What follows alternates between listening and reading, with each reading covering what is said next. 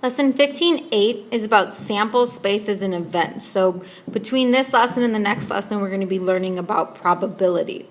There's some vocabulary that I'll write out in class and post in the notes. For this, I'm just going to kind of talk through some of these words. So when we use the word experiment in these next two lessons, we're not talking about a science experiment with beakers. We're talking about something we can calculate the probability of. So maybe an experiment would be tossing a coin or rolling dice. A random experiment then is an experiment where you don't necessarily get the same outcome when you repeat it. What we're going to focus on in this lesson is generating the sample space. So I will go ahead and write that definition. The sample space is the set of all possible outcomes. Set of all possible outcomes for a random experiment. So in this lesson, we're going to be listing out a lot of sets. An event is a subset of those possible outcomes. So an event is like a specific occurrence within a sample space. And then a simple event is basically when an event is just one element. So example 1, you roll a 6-sided die. What is the sample space? So our experiment is that we're rolling that 6-sided die, and we want to know the set of all possible outcomes. So because the sample space is a set, we're going to use set brackets. And the possibilities are we could roll a 1, we could roll a 2, we could roll a 3, roll a 4, roll a 5, or roll a 6. That is the set of all possibilities of rolling one die.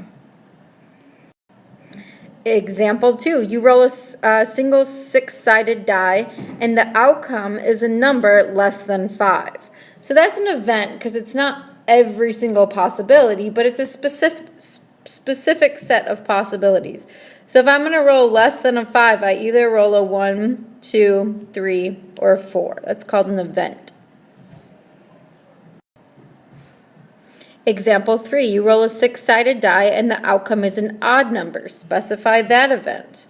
Well, I could roll a 1, a 3, or a 5.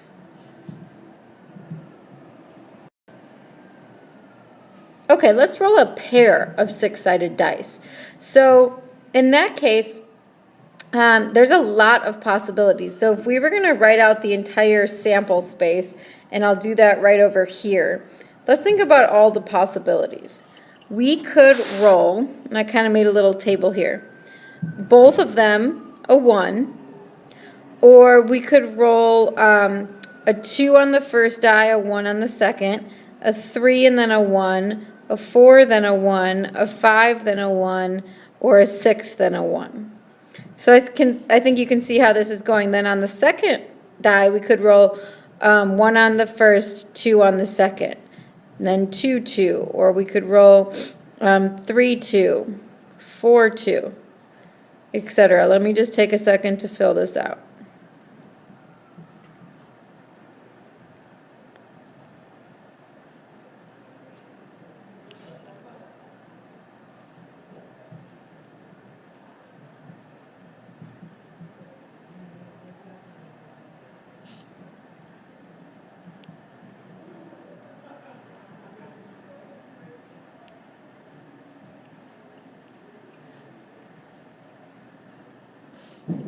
Whoops. 5, 4, 6, 4.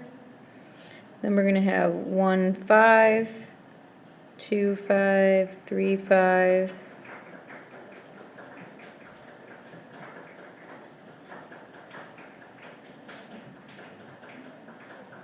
And finally 1, 6, 2, 6, etc.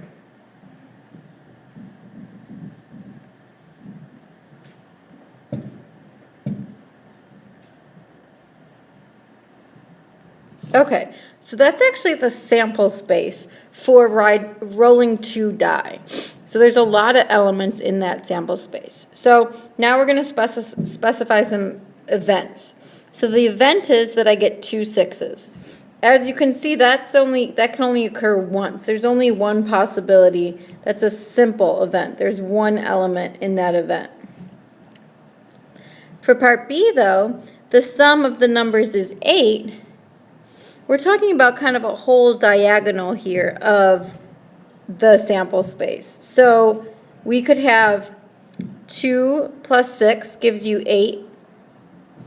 5 and 3, 4 and 4, 5 and 3, 6 and 2. So really kind of just this whole diagonal will sum to 8. So if we're going to list that, we want to put it in set brackets and list each of those possibilities. 4, 4, 5, 3, 6, 2.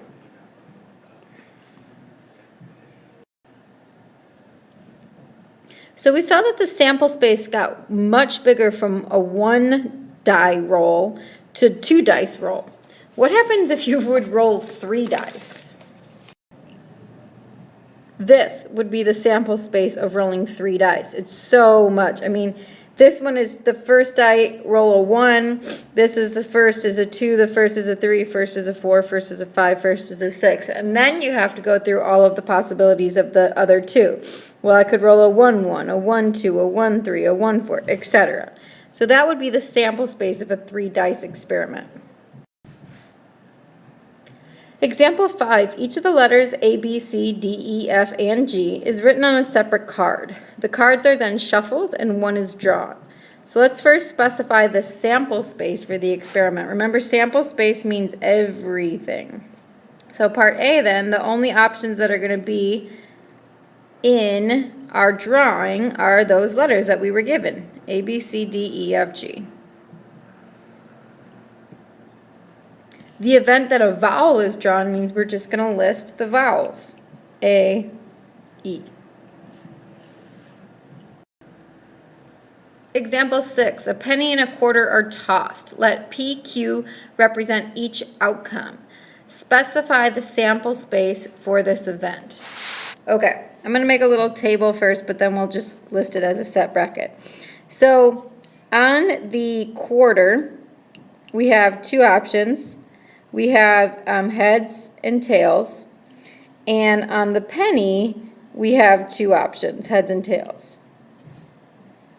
So if we kind of look at this as being a little table, what we have for our options is heads, heads, tails, heads, heads, tails, or tails, tails. So let me list that as a set. So heads, heads, tails, heads, heads, tails, tails, tails, tails, tails. And that's part A, our sample space. Part B says specify the event that exactly one head is facing up. So exactly 1 means not 2, not 0, so exactly 1. So there's 2 that happen there. So that's either the tail heads or the heads tails. Okay, that was lesson 15, point 8. Go ahead and check Schoology for homework.